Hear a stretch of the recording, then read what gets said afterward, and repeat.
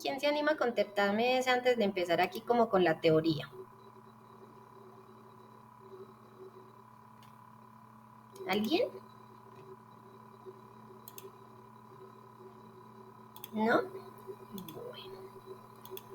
O me lo escriben en el chat si no les gusta hablar, no pasa nada, que esos son de alguna manera formas de compartir nuestros conocimientos, nuestros conceptos. A ver.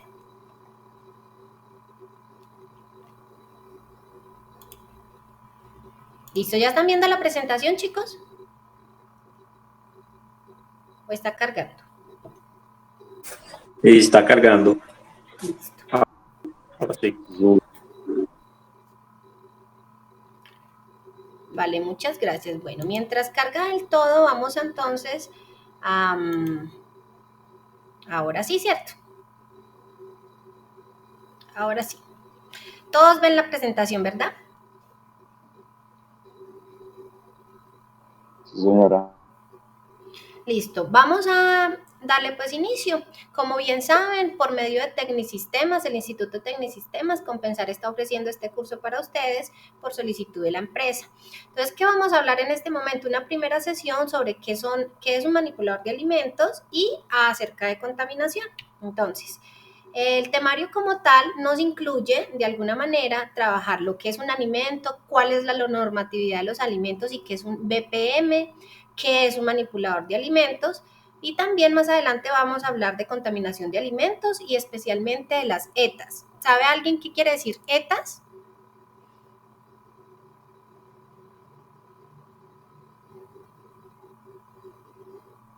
No, señora. Entonces, a partir de hoy lo vamos a aprender, quiere decir enfermedades transmitidas por alimentos, pero eso lo vamos a ver más preciso en el día de mañana probablemente, ¿listo? También vamos a ver almacenamiento de alimentos, vamos a ver tipos de contaminación de los alimentos, vamos a ver por qué es tan importante hacer limpieza y desinfección, se va a hablar del plan de saneamiento y el de manejo de residuos, vamos a hablar del control de plagas y del manejo de agua potable, que es lo que llamamos en los puntos el plan de saneamiento. ¿Listo? Vamos a entonces iniciar con la normativa. La normativa es específica en Colombia. Las más importantes son el decreto 3075, que hablándolo de una forma como más coloquial, es como la mamá de las normas con respecto a todo lo que tiene que ver con manipulación de alimentos, ¿sí? Y tenemos la resolución 2674, que de alguna manera nos condensa o nos resume más preciso las cosas realmente importantes del decreto 3075, siendo las dos muy importantes. Entonces, por ejemplo, Secretaría de Salud, cuando hace revisiones, nos hace énfasis en la resolución 2674, pero porque de alguna manera cobija también el decreto 3075. Esa es más viejita, pero las dos están completamente vigentes. ¿Estamos claros hasta ahí con la normatividad, cierto? Sí, señor. Listo. Vamos a ver un pequeño comparativo del decreto 3075 de la resolución 2674. El decreto 3075 pues tenía 125 artículos, por lo cual era pues mucho más larga. La resolución condensó todo eso en solo 55 artículos. En la primera encontramos que no se tenía en cuenta clasificación de los alimentos. Y en la resolución 2674 pues ya se tiene en cuenta con los registros sanitarios, es decir, hace tiempo en la 3075 no hay clasificación de alguna manera para decir que un alimento era de más alto riesgo, mediano riesgo y bajo riesgo. En la resolución sí, entonces para la nueva resolución de alguna manera hay una clasificación para alimentos que se dañan fácilmente, que lo vamos a ver más adelante, que es lo que llamamos alto riesgo, como por ejemplo, ¿qué creen ustedes que es lo que más fácil se daña? ¿Qué producto es lo que más fácil se daña? A lo que más cuidado le ponemos. Las verduras. Las verduras, ¿está bien? Otro, por ejemplo, ¿qué es lo primero que ustedes coloquialmente en su casa guardan cuando traen el mercado? Las carnes. Las La carnes. carne, la proteína. Es correcto, las carnes, los vegetales, los quesos, todo eso que requiere de alguna manera en nuestro conocimiento de la vida. refrigerarse antes o guardarse antes, es lo que llamamos alimentos de alto riesgo, es decir, que tienen mucha agua por su naturaleza y por eso se pueden dañar fácilmente. Entonces, las carnes, los verduras, los quesos, los yogures, todo lo que tiene, digamos, un contenido alto de agua y que se clasifica de alto riesgo. Tenemos otros que son de mediano riesgo y otros de bajo riesgo, es decir, ¿qué es lo que menos fácil se daña en la casa, en el mercado? Como para que vayamos como entrando en la familiaridad de las cosas. Los enlatados. Los enlatados, ¿qué más? ¿Qué más nos dura harto en el mercado sin tener que guardarlo y almacenarlo de una manera muy específica? Los granos. Los granos, es correcto. Entonces, eso que nosotros habitualmente en casa, que hacemos intuitivamente y sabemos que no se van a dañar fácil y que los guardamos en la alacena, son los productos de bajo riesgo. Entonces, esa clasificación se le dio a la resolución 2674, que no estaba en la decreto 3075. Y hay otros cambios, por ejemplo, antes el registro sanitario que le daban a los chorizos, a las carnes, a los embutidos, todo eso lo daban por 10 años. Y en la resolución 2674 le quitaron unos añitos, entonces les dieron solo 7 años. Cada 7 años quienes tienen esos productos con registro sanitario deben renovarlo otra vez y por lo tanto pagar una renovación. Y otro de los grandes cambios, por ejemplo, es que en el plan de saneamiento que incluía en el 3075 solo 3 programas, esos que van a revisarles a los puntos cada ratico, si tiene plan de saneamiento de limpieza y desinfección, de desechos sólidos y de control de plagas. Pero resulta que la resolución 2674 incluyó otro programa, que es el de suministro de agua potable, el que nos, de alguna manera nos pide que tengamos tanque de abastecimiento de agua por si se va el agua, para que no consumamos agua directamente del alcantarillado, ¿cierto? Entonces, o del acueducto más bien. Entonces, la resolución 2674 le metió otro programa. Esa es la gran diferencia con el decreto. Y por último, antes el lavado de manos se indicaba en el decreto 3075 simplemente con agua y jabón. Continuamente se indicaba que se debía hacer lavados durante las operaciones varias veces, pero la resolución 2674 indica que el lavado de manos debe hacerse con agua y jabón, pero el jabón debe ser desinfectante. Entonces, ahí pueden ver unas diferencias entre lo que era antes del decreto y lo que se evalúa ahorita mediante la resolución. ¿Estamos claros ahí en esa información básica? Sí, señora. Listo, qué rico. Bueno, entonces ahorita vamos a hablar sobre qué es un alimento.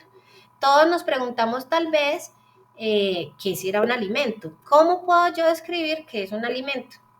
A ver, por ejemplo, ya a mí sí me gusta que hablen. Yo sé que soy cansona como los profes, pero por ejemplo me gustaría saber, Vanessa, ¿qué considera ella que es un alimento en sus palabras? Sin tener, digamos, directamente como la información de la diapositiva. ¿Qué consideras tú que puede ser un alimento? Son las cosas que consumimos. Esto, todo lo que consumimos, ¿está bien? Todo lo que consumimos. Bien. Nata, por ejemplo, ¿qué podrías tú decir, además de lo que Vanessa nos informó? ¿Qué podrías tú agregarle a ese concepto de qué es un alimento?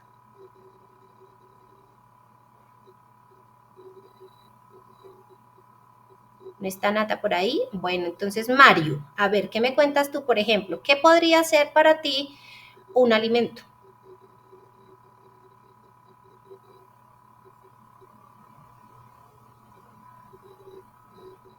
Una sustancia que nos aporta proteínas y vitaminas para el cuerpo.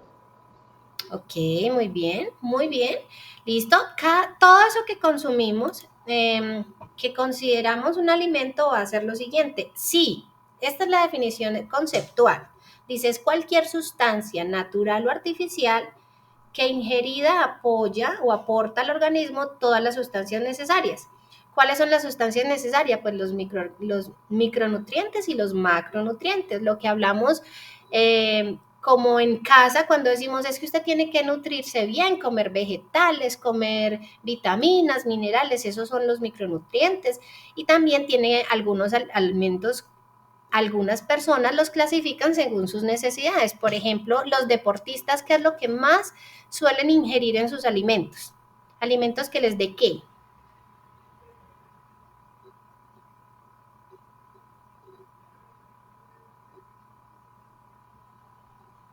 ¿Qué será lo que los deportistas consumen para que les dé qué? ¿Qué es la comida más habitual de los deportistas, por ejemplo?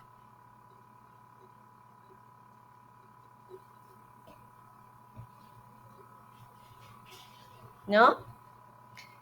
Energía, ¿cierto? ¿Sí? ¿Qué es lo que quieren los deportistas siempre? Tener suficiente energía para poder desarrollar sus trabajos como tal. Entonces, un alimento es aquel que aporta al organismo todo lo necesario, tanto nutrientes, vitaminas, minerales, energía, ¿cierto? Proteína para generar de alguna manera músculo. Entonces, eso de ahora en adelante es lo que vamos a llamar un alimento. Es aquel que me aporta todo lo que mi cuerpo y mi organismo necesita para sobrevivir, tanto nutrientes como energía, como proteína, etcétera. ¿Estamos claros hasta ahí? Sí, señora. Sí, señora. Listo. Acuérdense que si les va generando alguna pregunta en el camino, me la pueden hacer, me pueden detener y de una, ¿listo? Es importante hacer énfasis en que los alimentos se pueden clasificar y se clasifican principalmente en dos fuentes, animal y vegetal, ¿cierto? Entonces, ¿por qué? Porque tenemos muchos animales de los cuales proveemos su alimentación, es decir, pollos, pescados, cerdo, res, búfalos, gallinas, mucha gente come diferentes tipos de aves, pato, etcétera. Todas esas carnes o toda esa proteína provienen de animales. Y tenemos todo lo vegetal, que son frutas, verduras, que tenemos, por ejemplo, las harinas que vienen de plantas vegetales y de ahí pues tenemos una serie de alimentos distintos. Arepas, por ejemplo, de maíz, tenemos pan, tenemos pasta, tenemos muchos otros alimentos que provienen del trigo y tenemos otra serie de vegetales que habitualmente no consumimos nosotros, pero que hay otras personas que sí, por ejemplo, el sorgo, otros cereales como tal, que nos proveen de alguna manera nutrientes de diferente índole. ¿Listo? Entonces los alimentos se clasifican según su origen, animal y vegetal. ¿Estamos claros? Listo. Según el tipo de procesamiento, también se pueden clasificar los alimentos. Entonces, ¿cómo lo vamos a clasificar? Dice, alimentos sin procesar o mínimamente procesados. Esos van a ser los que son muy pocos transformados y que los consumimos casi directamente como vienen. Por ejemplo, ahí nos dice una manzana. Uno coge una manzana y prácticamente se la come hasta con la cáscara. Entonces, no tiene ningún proceso de ninguna manera. O incluso los productos como los mariscos que requieren pues básicamente casi nada de procesamiento. ¿Cuáles? Por ejemplo, los camarones requieren una cocción súper sencilla, muy poquito tiempo. Los pescados también. Entonces son productos que no necesitan o que tienen mínimamente procesos para cambiar o para poder ser consumidos. ¿Listo? Tenemos ingredientes culinarios procesados. ¿Cuáles serán esos? Todo lo que son aceites, grasas, sal, azúcar, especias, todo lo que de alguna manera se utiliza en diferentes combinaciones para hacer que los alimentos nos sepan, digamos, de alguna manera más atractivo o mucho mejor. ¿Listo?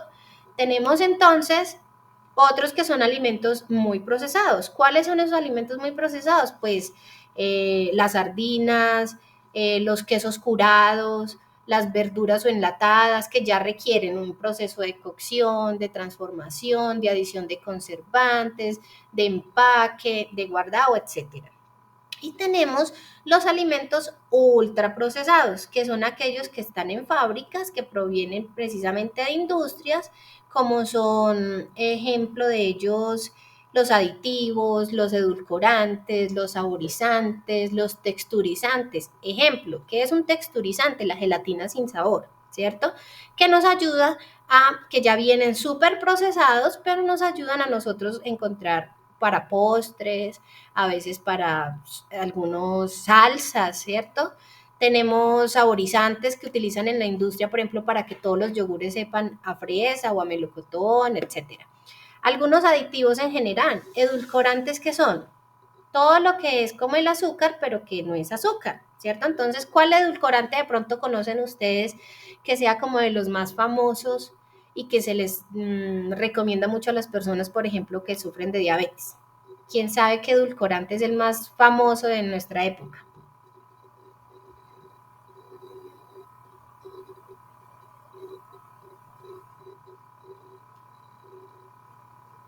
¿Quién se anima a decirme? De pronto por experiencia familiar, ¿no? Bueno, tenemos la stevia, tenemos la sucralosa, ¿cierto? Que son esos que son supremamente dulces, que nos ayudan a endulzar las cosas, nuestros productos, nuestros cafés, el jugo, etcétera, pero que de alguna manera son menos dañinos, entre comillas, que las azúcares. Eso los llamamos también aditivos. Y son algunos productos o alimentos ultraprocesados. Ahí vamos en la clasificación de alimentos. La primera fue por origen, animal o vegetal. Esta que tiene 4 clasificaciones, que es por tipo de procesamiento. Y vamos a ver entonces la clasificación de los alimentos de acuerdo a su vida útil. ¿Qué es vida útil? Esa sí me la tiene que contestar algunito, pues. ¿Qué es vida útil? ¿Quién se anima?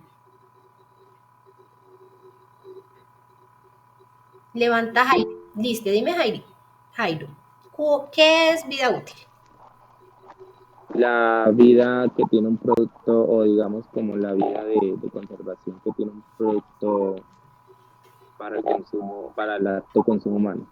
Perfecto. Es el tiempo de vida en el que yo puedo garantizar que un alimento está en buenas condiciones. Por otras palabras más comunes, más o menos para calcular hasta cuándo ese producto tiene fecha de vencimiento vigente. Es decir, hasta cuándo ese producto puede ser sano, seguro consumirlo. Muy bien, entonces esa vida útil se clasifica de 3 maneras. La clasificamos, la primera, como perecederos. ¿Qué son los alimentos perecederos? Pues como dice en el ejercicio aquí en la diapositiva, son productos que se descomponen rápidamente en contacto con el aire.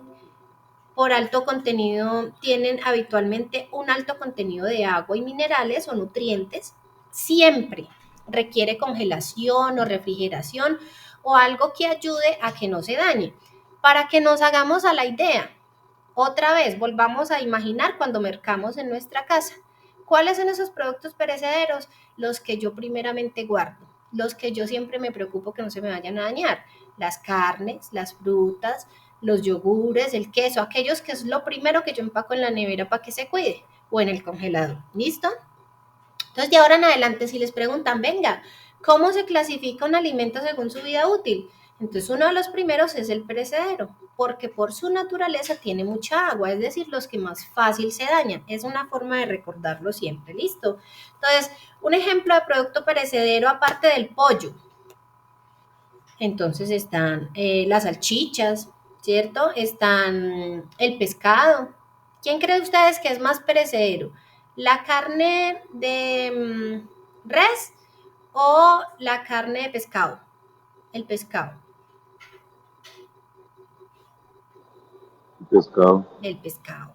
Aunque están en la misma clasificación, el pescado es mucho más delicado porque de hecho el pescado proviene de un espacio donde está constantemente con agua, entonces su contenido de agua natural, es decir, natural, no es que yo le adicione, sino su contenido de agua natural en el producto es muy alto. Entonces, entre más agua tenga un alimento por vida normal, más fácil se daña.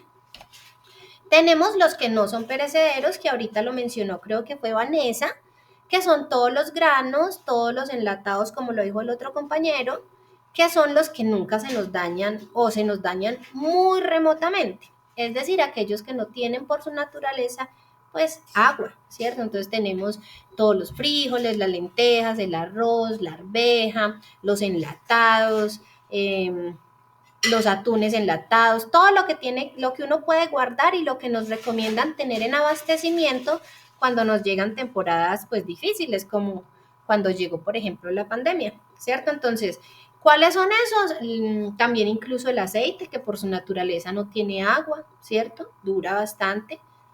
Y el azúcar también, aunque tiene un contenido de agua, de alguna manera también se considera no perecedero porque por su textura y su composición química, incluso puede ser conservante de alimentos. Entonces, ahí tenemos los dos polos, el que se daña muy fácil y los que no se dañan fácil, los perecederos y los no perecederos.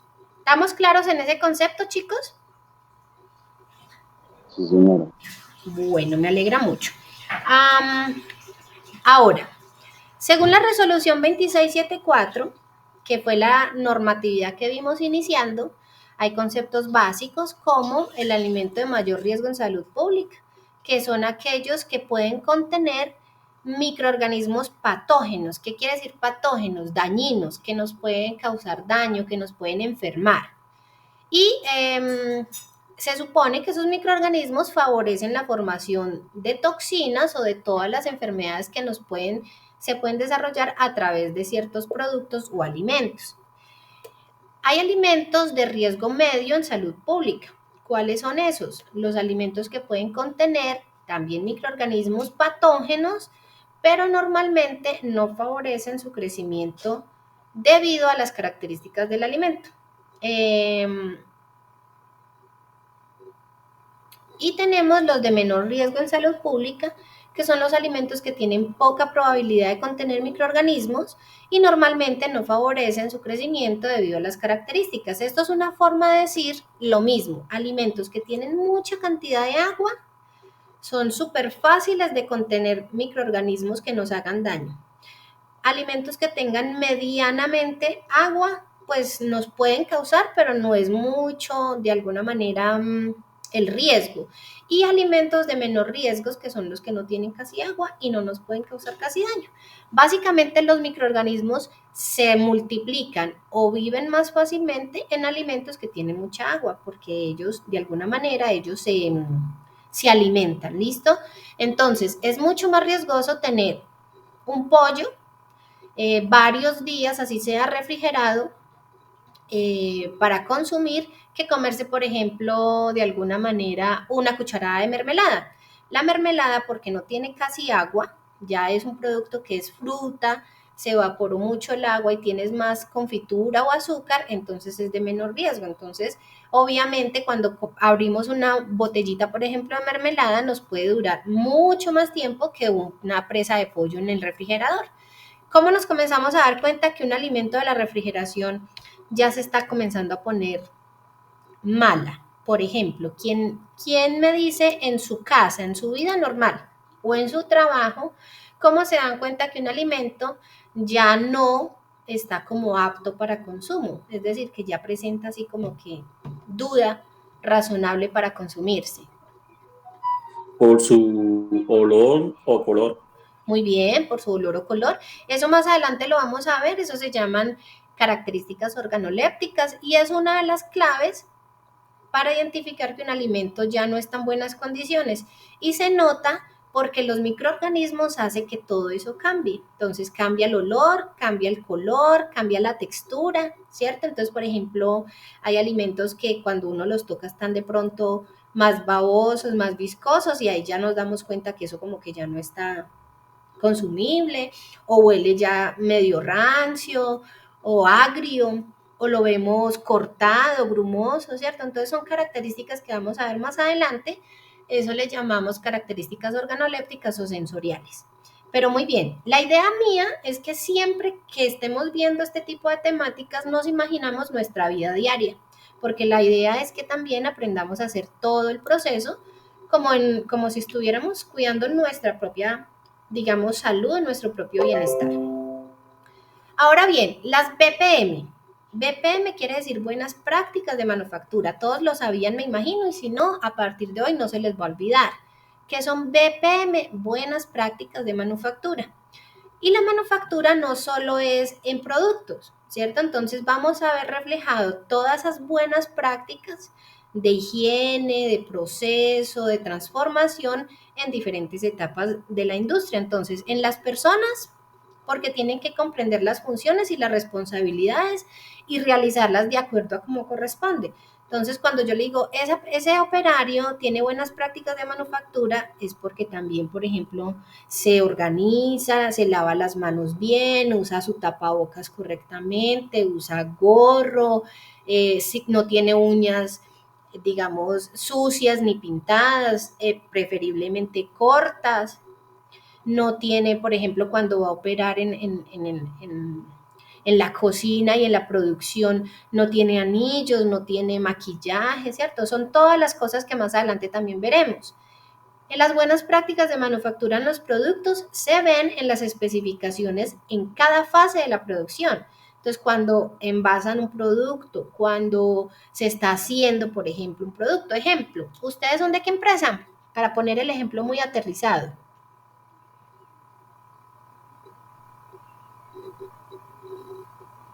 Hamburger.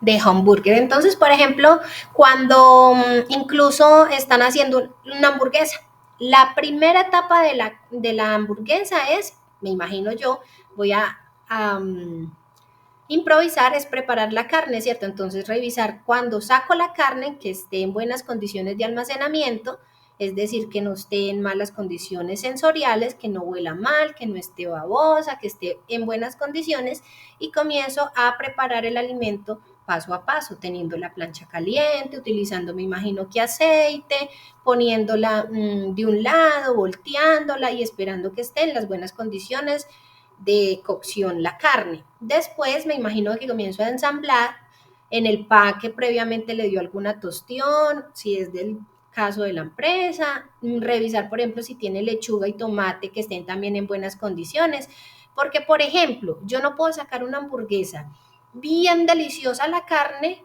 con un tomate puesto que esté en malas condiciones sensoriales. Si un tomate está sabiendo raro y lo pongo en la hamburguesa, así esa carne está deliciosa, ¿qué me va a saber raro? ¿Yo qué voy a decir? Ay, ese tomate está raro, digo, esa hamburguesa está rara. ¿Cierto? La expresión siempre va a ser hacia el producto en general. Entonces, por eso las buenas prácticas se ven reflejadas en cada una de las especificaciones de la fase de producción. En los procesos, ¿cómo? Que todo esté debidamente documentado, sencillo y coherente. En la mayoría de las empresas siempre tienen todos los procesos de cómo elaborar una hamburguesa, cómo servir un plato, cómo elaborar un producto de la misma manera siempre para que todos los operarios les quede igual. No es que yo llegue y diga, yo quiero una hamburguesa de Vanessa, pero que la haga Vanessa porque es que a ella le queda más rica que a Jairo. Entonces, ¿cierto? Entonces la idea es establecer unos procesos debidamente documentados que sean sencillos, que sean coherentes, que sean entendibles. Los procedimientos son las directrices, por ejemplo, para emprender y realizar procesos críticos. Eso ya es más como desde la empresa para verificar en qué partes es que puede haber dificultades, dónde pueden haber, digamos, como muchos fallos, ¿cierto? Entonces comenzar a establecer esos puntos críticos, o que mucha temperatura, o que no se está ensamblando bien, etcétera. Y una de las más importantes para ustedes son las instalaciones. ¿Por qué? Porque habla sobre la limpieza de los equipos y la calibración de los mismos. La calibración pues depende de la empresa, pero la limpieza depende de nosotros, ¿cierto? Como operarios. Yo no puedo procesar un alimento en una plancha que está sucia.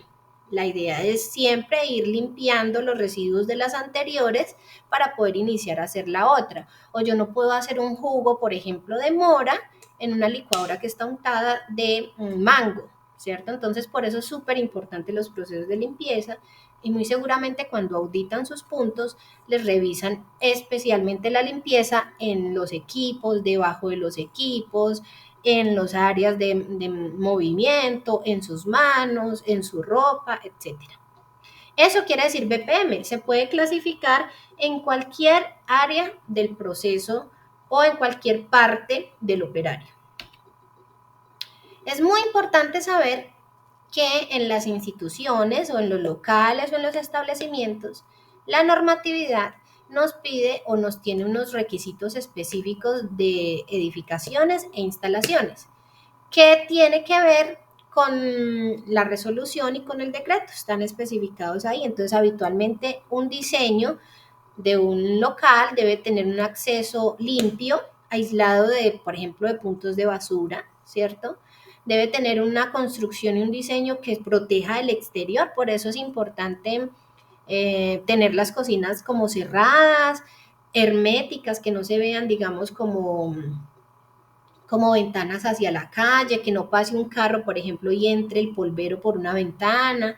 Entonces, la normatividad es muy específica en tener ciertas características, áreas, todo lo que es ventanas, paredes, puertas, que sean lisas, que el piso y la pared sea de alguna manera fácil de limpiar. A veces utilizan, creo que en Hamburger, utilizan las paredes o en varios puntos que he visto, las utilizan enchapadas, ¿verdad? Tienen un enchape blanco muy bonito para que sea de fácil limpieza. Pero muchos lugares no utilizan los enchapes, sino que utilizan unas pinturas especiales que se llaman pinturas epóxicas. También hay unas especificaciones para paredes, para pisos. La idea es que en un lugar se pueda lavar y limpiar las paredes sin necesidad, digamos, en las fábricas, sin necesidad de traperos y escobas, sino que sea todo como lavado y que la pendiente del piso nos lleve a evacuar el agua de manera natural. Pero bueno, esas son especificaciones que a veces se van directamente como a la producción de fábricas.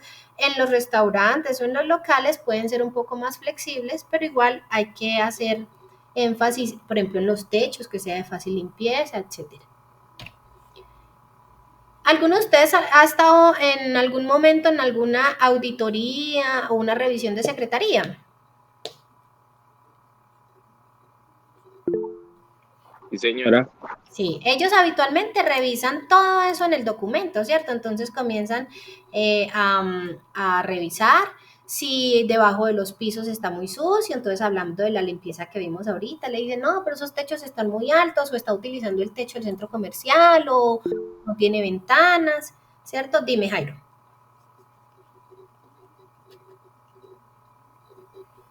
Es que me quedó una duda con respecto a las BPM. Quería saber cuántas son.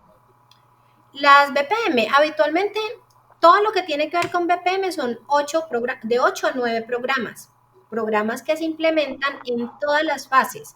Entonces, aquí lo que yo les hablaba de las BPM es que no solo están enfocadas en el establecimiento como tal, sino que se diseña para los operarios, para los procesos, para el lugar como tal. Entonces está enfocado en cinco pensamientos, pero tiene 9 programas. ¿Cuáles son esos programas?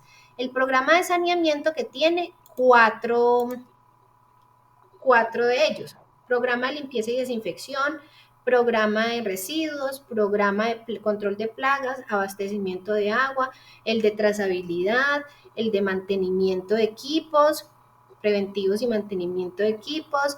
Tenemos, ahí van 5, 6 y 3 más que ahorita se los digo, porque se me volaron en este momento, pero habitualmente las BPM son 9 programas. ¿Listo?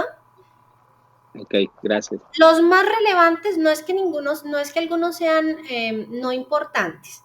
Lo que pasa es que los más relevantes son los del plan de saneamiento, que son los que habitualmente pide Secretaría de Salud, que es aquel de limpieza y desinfección, porque es la base de todo.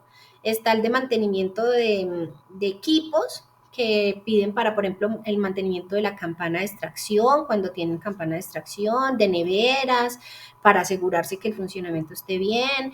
O, por ejemplo, el programa de control de plagas, súper importante, tener, por ejemplo, cada que tienen visita, los certificados de fumigación, cuando tienen, por ejemplo, el control de residuos, de la sacada de las basuras, cuántas bolsas sacaron, todo eso es el plan de saneamiento, pero también muchas veces les piden, venga, regáleme los registros de ingreso de materia prima, regáleme los registros de temperaturas, por ejemplo, de los alimentos que ingresaron y de los alimentos que están procesando, todo eso es trazabilidad y es la forma de asegurar que se están haciendo buenas prácticas del proceso. ¿Listo?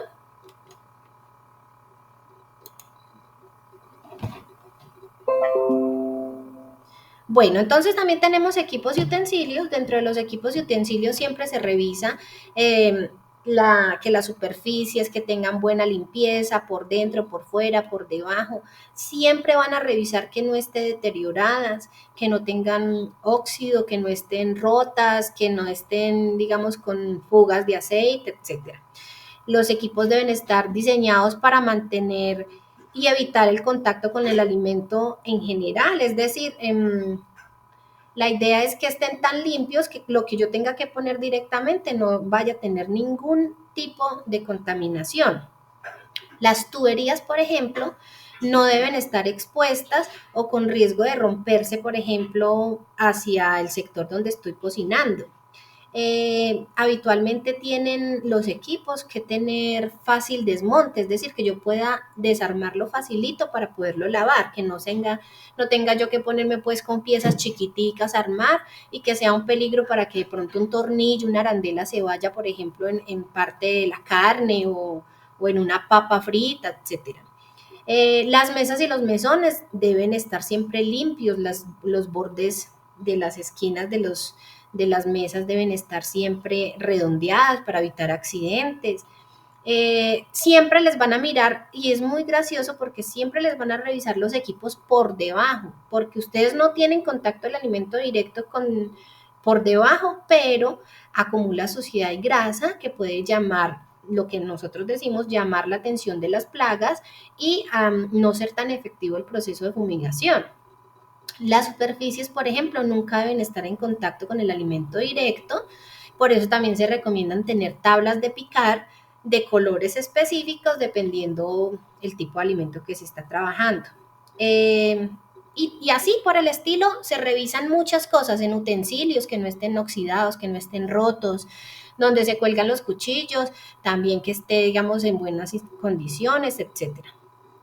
Ahora, ¿quién es el manipulador? Ustedes al principio lo dijeron, todas las personas que están en contacto con el proceso de alimentos. Creo que Vanessa mencionó al principio eso, pero es importante mencionar que el manipulador de alimentos es aquel que está directa o indirectamente en contacto con un proceso de alimento. Desde el cultivador que fue el que arrancó la papa, hasta el transportador que trajo la papa hasta el negocio o hasta la fábrica donde procesaron las papas y sacaron las papas a la francesa, el que empacó esas papas a la francesa en unas bolsas y las congeló también es manipulador, el que transporta esas bolsas al punto de venta también es un manipulador indirecto.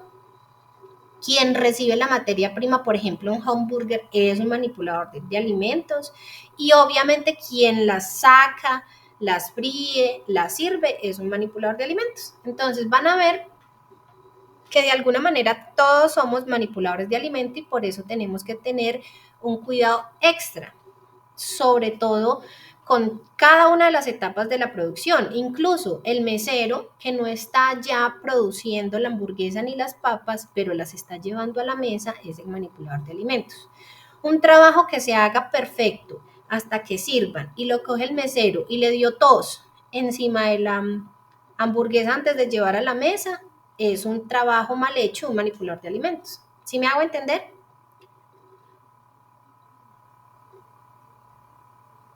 Sí, señora. Listo, entonces el manipulador de alimentos es el principal responsable de una industria, por eso es tan importante este tipo de capacitaciones con ustedes, para que ustedes se den cuenta que de alguna manera ustedes como operarios, colaboradores de la empresa, son los que tienen en las manos la calidad de un servicio, tanto en la preparación, en la servida, en el almacenamiento, el deber de ir a escribir y colocar esta bolsa se abrió en agosto 29, el colocar la fecha de vencimiento a los 15 días de cuando lo abrieron, en darle toda esa importancia a esas cosas que les da, digamos, el administrador o que directamente les solicitan, es usted o son ustedes los principales responsables de, digamos, como salvaguardar la salud de los consumidores. Entonces, si ustedes hacen bien su trabajo, se disminuyen las enfermedades transmitidas por los alimentos, que lo mencionamos ahorita, que son las ETAs. Si ustedes se lavan las manos cada que cambian de actividad, perfecto. Si ustedes usan bien el tapabocas y el gorro, disminuyen que caiga un pelo, que caiga cuando usted tose o saliva, etcétera. y obviamente se hace un trabajo mucho mejor. Por eso todos se enfocan en que cada año ustedes reciban al menos 12 horas de capacitación sobre todo este proceso. ¿Quién es el manipulador de alimentos? Pues ya lo dijimos, aquí vamos a hacer un breve repaso. La clase de manipuladores, pues de alto riesgo, como les mencioné, aquellos que están directos en la producción, el que prepara la hamburguesa, incluso el que lleva la hamburguesa al comensal o al cliente, son manipuladores de alto riesgo porque tienen un contacto directo. Pero aquellos que, por ejemplo, transportan las materias primas de un lugar a otro o que tienen que asegurar que el carro vaya con temperaturas frías en las carnes, también es un manipulador de alimentos, pero de bajo riesgo. ¿Listo? Entonces, cuando, por ejemplo, las vuelvan a llevar a ustedes materias primas a punto y no vengan las condiciones, usted tiene que decirle, hey, amigo, pero es que usted también es manipulador de alimentos, ¿qué pasó ahí con la cadena de frío, por ejemplo? O esto no está en buenas condiciones, usted debería saber eso, etcétera. Ojo, todos somos manipuladores de alimentos, incluso en nuestras casas, cuando cocinamos, cuando preparamos nuestros alimentos, somos manipuladores de alimentos de nuestra propia comida. Entonces, todas estas prácticas debemos implementarlas para nosotros también, lavarnos las manos, lavar los cuchillos de una operación a otra, tratar de utilizar las tablas, ojalá no de madera, ¿cierto? Entonces, todas esas cositas las vamos viendo poco a poco. ¿Cuáles son los hábitos más deseados para hacer un proceso en la cocina y para trabajar adecuadamente? 1, si no utilizamos guantes, hay que lavarnos las manos, dicen que mínimo cada hora. Entonces hay lugares donde tienen el formatico pegado a la pared cerquita con el nombre de cada uno de los operarios del día del turno, y la idea es que cada una hora vaya y se lava las manos y coge el lapicerito y marca que usted se lavó las manos. Lavarse las manos de una manera correcta.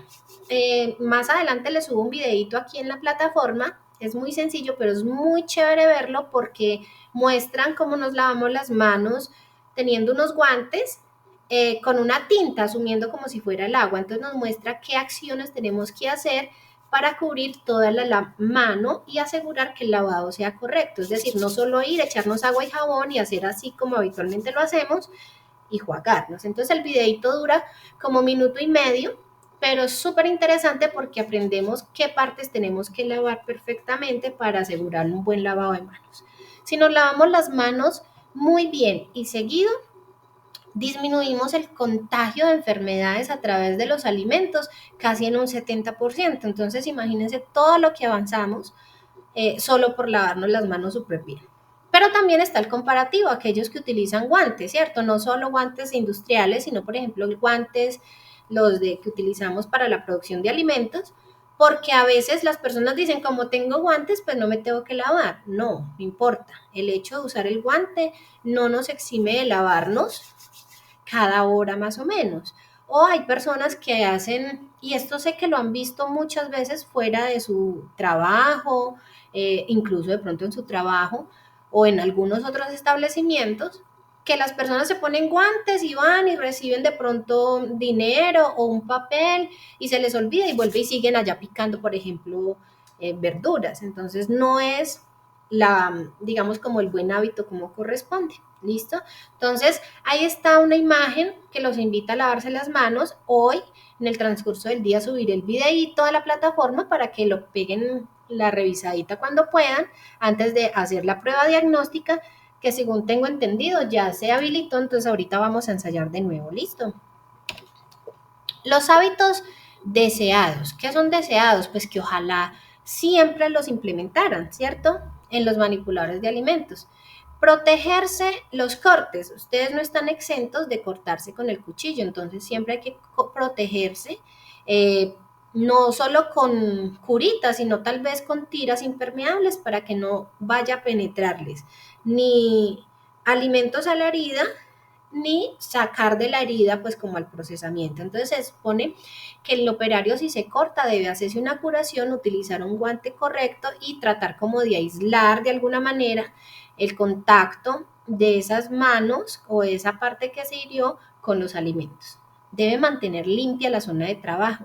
Y eso es algo que es muy difícil hacer, yo lo reconozco, pero hay que comenzar a implementarlo. Entonces, yo hago una hamburguesa o 3 a la vez y cuando termino de ensamblar, pues yo sé que tienen mucho movimiento, pero tratar de limpiar lo más que se pueda para luego continuar con otro pedido, no dejar acumular restos del primer pedido en el siguiente, pues porque de alguna manera, como se dice paisa, tienen mucho voleo, mucho movimiento. Entonces, tratar de implementar, mantener la zona limpia lo mejor que se puede. Y el uniforme también. Según la norma, el uniforme debe ser claro, de colores claros, blancos, azul clarito, gris clarito, para que tenga, digamos, como una... ¿Para qué creen ustedes que debe ser clarito? A ver, ¿cuál será la razón primordial? Para mirar si el uniforme está limpio. Es correcto, porque cuando tenemos uniformes muy hermosos, llamativos, negros, vino tintos, azul oscuro, a veces se ven muy hermosos, pero encaleta o guarda o cubre o oculta la suciedad que pueda tener, mientras que si tenemos ropa blanca o colores claros, pues es mucho más visible, entonces el operario tendría que cambiarse continuamente. ¿Listo? Y así lo dice la norma, debe tener colores claros, siempre uniforme, colores claros, gorro y tapaboca. Es importante que en las cocinas mantengamos las canecas de basuras tapadas. ¿Por qué? Porque eso puede generar contaminación cruzada. Muchas veces está relativamente cerca al lugar donde procesamos y si dejamos la caneca destapada, pues pueden salir olores, pueden salir contaminación como tal con el proceso que estamos haciendo, un alimento nuevo. La idea de lavarse las manos continuamente es lo más deseado en un manipulador de alimentos, que parezca exagerado, que cada que cambie de actividad se lave las manos, que cada hora se lave las manos, esté o no esté haciendo trabajo, que limpie mientras trabaja, lo que les decía ahorita, o sea, a medida que voy produciendo, voy limpiando, se me cayó en el piso un reguero de papitas, pues termino y voy y barro ese reguero de papitas para que no me comience a parar en él y termine haciendo el piso pues súper sucio, que deba informar al superior cualquier problema que pueda tener, ya sea rinitis, picazón en la nariz, que le dio una urticaria, una cosa pues en la piel, que le dio un brote, que la garganta le molesta, que tiene mal de estómago, que le dio alguna enfermedad. Es importante dejar de pensar que si yo digo que estoy enfermo, pues me van a regañar. No, es mejor informar cuando estoy en unas condiciones no adecuadas para no poner en riesgo la salud de todas las personas que van a consumir alimentos a partir de mi manejo de los alimentos. La idea principal, y es muy importante ustedes que trabajan en cadenas de alimentos, tener el cabello súper limpio y cubierto. Los hombres, tratar de usar los tapabocas de manera que les cubra la barba, si la tienen. ¿Por qué? Si lo hablamos de manera inocuidad, de cuidarnos, de hacer un producto sano, pues evitamos contaminación. Pero si lo hablamos desde el punto de vista que la visita de secretaría les puede quitar hasta 5 puntos en una visita por tener el tapabocas mal puesto o por tener una gorra que no les cubra correctamente los cabellos. Entonces les quitan en dos ítems diferentes y les puede quitar hasta 5 o 5 puntos y medio en una calificación.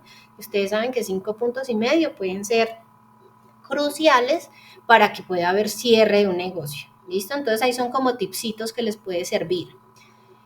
Bañarse todos los días, obviamente. Yo sé que ese sí lo hacen todos, pero no falta. Hay que cambiar el uniforme todos los días o por lo menos lavarlo todos los días. No solo cambiarlo, sino tener un uniforme limpio cada día. Y como les decía, el uso del tapabocas cubriendo nariz y boca. A veces va a Secretaría de Salud a hacer una visita de auditoría y ve a los operarios con el tapabocas solo en la boca y no lo tienen en la nariz. Entonces van a decir, no, el operario no está capacitado, no sabe que tiene que utilizar el tapabocas correctamente, entonces le quitan puntos ahí, pero también le quitan puntos donde dice no ha sido capacitado porque no sabía dónde tenía que ponerse el tapabocas. Entonces hay que ser muy cuidadosos, sobre todo con todos los hábitos del manipulador de alimentos. ¿Cuáles son los no indeseados? Pues manipular alimentos crudos y cocinados en la misma zona o al mismo tiempo. Entonces aquel que de pronto se puso a expresar un pollo y a la vez esté haciendo una ensalada. O personas que ocasionalmente me ha tocado, experiencias personales, llegar a puntos de producción donde están fumando mientras procesan alimentos. Eso es increíblemente extraño, pero sucede. Es un hábito indeseado. Usar perfumes, lamentablemente, no podemos utilizar cosas que tengan olores que puedan contaminar alimentos. Entonces, por ejemplo, hay perfumes muy fuertes que solo con la manipulación a distancia de los alimentos puedan generarle a uno contaminación de olores. Uso de joyas completamente prohibido. Imagínense un arito pues que se caiga en un proceso. Ahí termina un cliente comiéndose un arito y es un riesgo grandísimo. Las uñas largas o con esmalte son completamente prohibidas.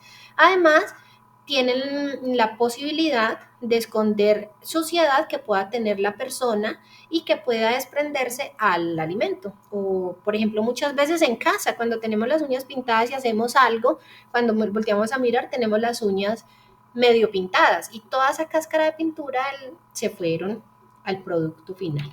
¿Listo? Aquí tenemos un par de videitos que se los invito a ver cuando descarguen la presentación, o voy a revisar la posibilidad de subírselos a la plataforma para que los puedan ver directamente de las malas, digamos, malas prácticas alimenticias. Tenemos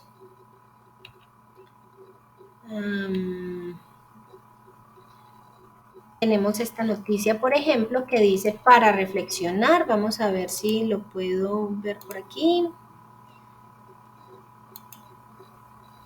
Bueno. Prometo descargar estos videitos y subírselos directamente en la aplicación. Al momento, chicos, ¿cómo vieron este primer encuentro? ¿Qué dudas tienen?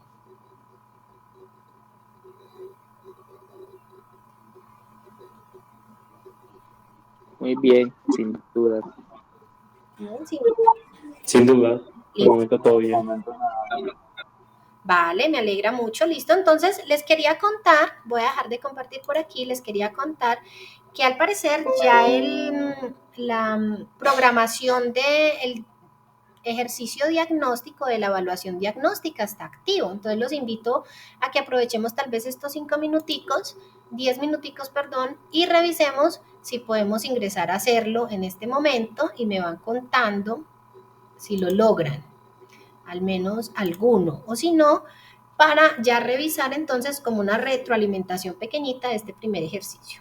A ver, ¿quién me hace el favor y revisa si les sale?